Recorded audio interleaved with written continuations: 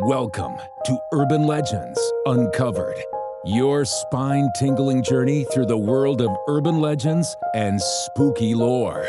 Here's your host, paranormal expert, Mark Sellers.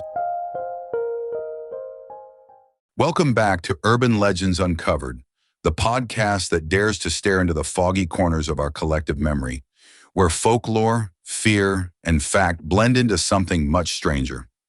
I'm your host, Mark Sellers, and today we're headed into the dense wilderness of Maine. This isn't just another creepy campfire tale. This is the account of four men, friends, artists, outdoorsmen, who came back from a routine canoe trip in 1976 with a story so bizarre, so detailed, and so unnerving that it continues to puzzle believers and skeptics nearly 50 years later.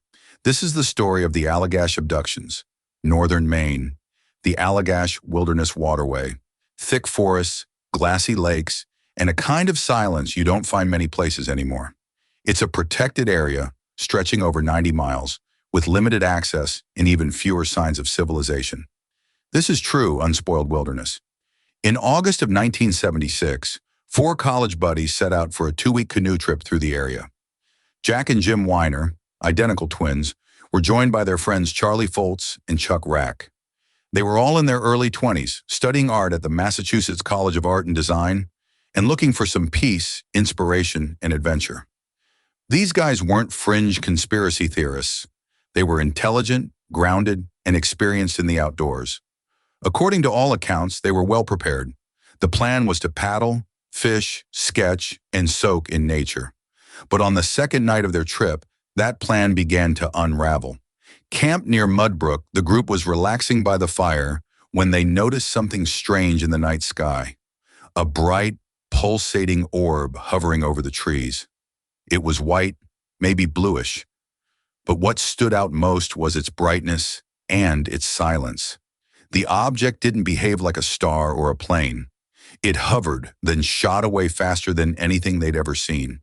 It was enough to raise eyebrows, but not enough to derail their trip.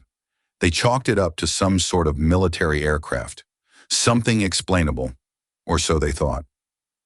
2 nights later, at a remote spot on Eagle Lake, the orb returned, and this time, it wanted to be seen.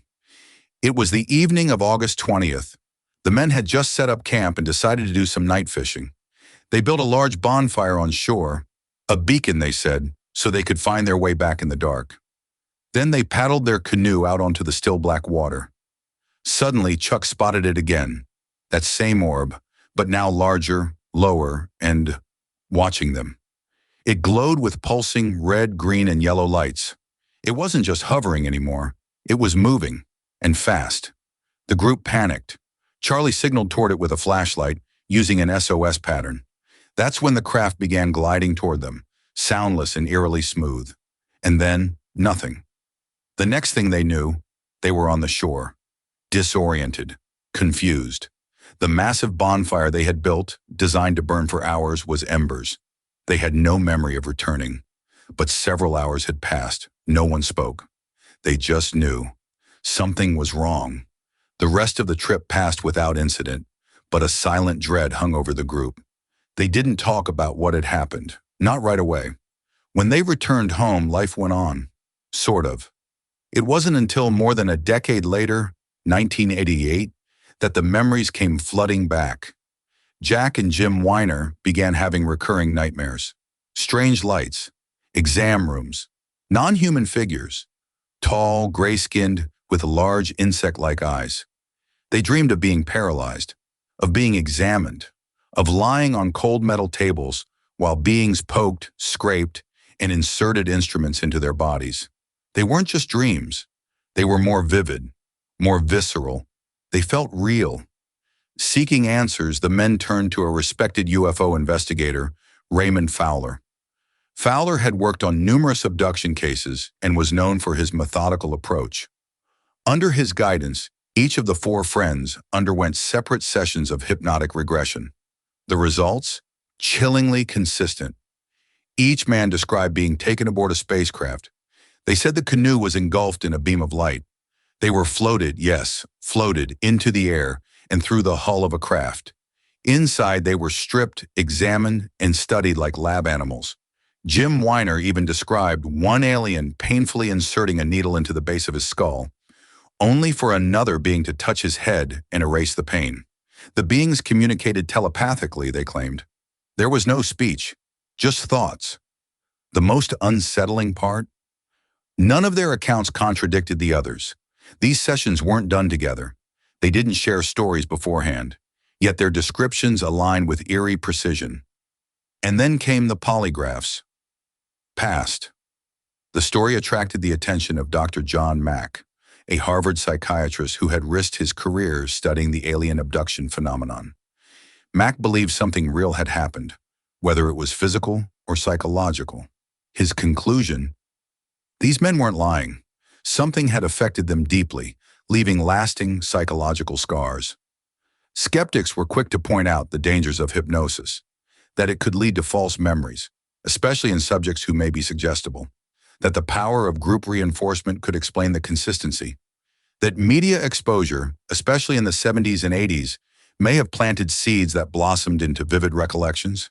And in 2016, Chuck Rack, the most private of the group, cast serious doubt. He claimed he had fabricated the abduction details to support his friends, though he insisted the light itself was real and unexplained. So now we're left to ask, were these four men abducted by beings from another world? Or were they the victims of a shared delusion, shaped by stress, isolation, and an active imagination? The Allagash abductions remain one of the most detailed and widely studied cases in the annals of UFO lore. Featured on Unsolved Mysteries, covered in books, documentaries, and countless podcasts, just like this one, the story continues to raise questions that science hasn't fully answered. Missing time, shared dreams, unshakable trauma, hoax, or something far stranger. Here's what I want to know from you, listeners. If this was just a hallucination or group fantasy, how did four people remember the same thing?